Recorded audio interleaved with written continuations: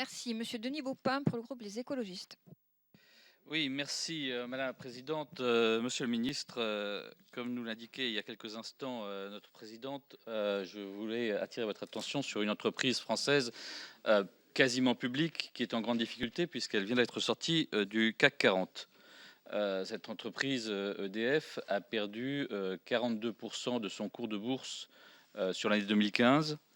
Vous vous apprêtez à lui faire racheter une partie d'Areva qui est en faillite.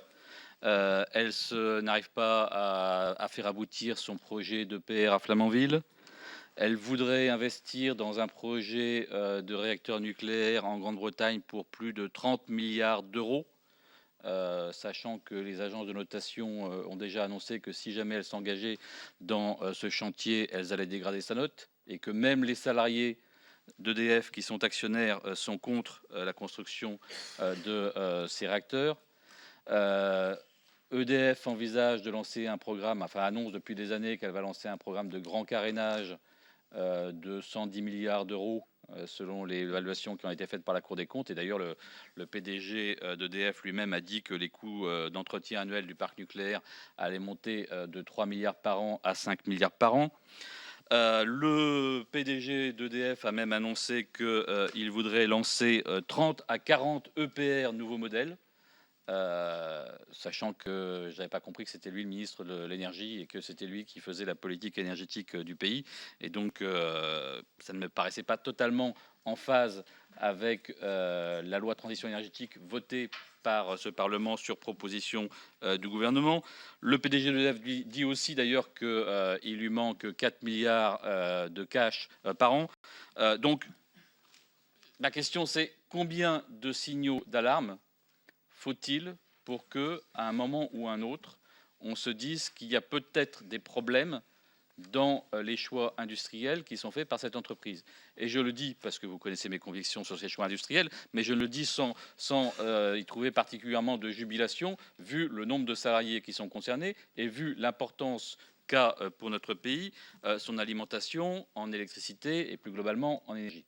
Et donc ma préoccupation vis-à-vis vous, Monsieur le Ministre, en tant que représentant de l'État actionnaire, c'est est-ce qu'il ne serait pas temps, au moment où à la COP 21, on multiplie le nombre d'annonces pour le développement des énergies renouvelables, où notamment la France et l'Inde ont lancé la grande alliance internationale pour le solaire, avec plus de 100 États qui en sont aujourd'hui membres, et où c'est Engie qui est présent à la tribune. Alors bon, moi j'ai rien contre Engie, au contraire, c'est une entreprise aussi avec des capitaux publics, mais à un niveau moins important. Mais peut-être qu'EDF aurait pu aussi trouver sa place. Donc, dans un marché des énergies renouvelables dans le monde qui est devenu extrêmement important, avec des centaines de gigawatts qui sont en prévision sur ce marché du solaire, voire aussi sur celui de l'éolien, avec une baisse des coûts qui est extrêmement significative, est-ce qu'il ne serait pas temps qu'EDF décide de passer des vieilles énergies aux énergies nouvelles?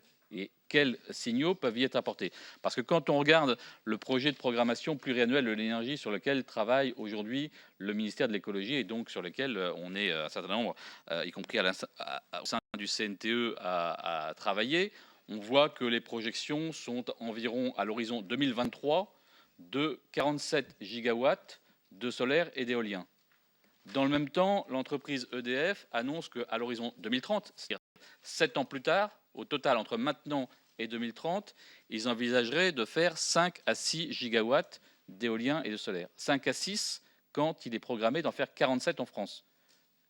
Est-ce que ce n'est pas un peu le rôle de l'entreprise nationale de production d'électricité de prendre une part un petit peu plus significative dans cette transition énergétique? Mais on comprend bien que s'il doit assumer toutes les dépenses que j'ai listées tout à l'heure, entre le grand carénage, la récupération d'Areva, le Hinkley Point, etc., qu'il ait évidemment du mal à pouvoir le faire.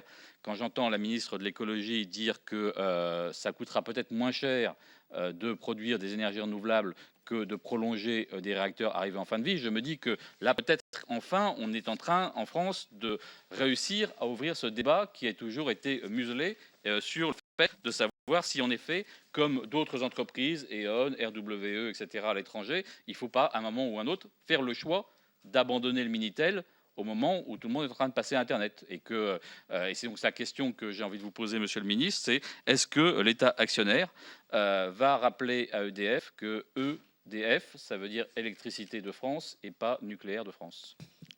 Merci, Monsieur Boupin.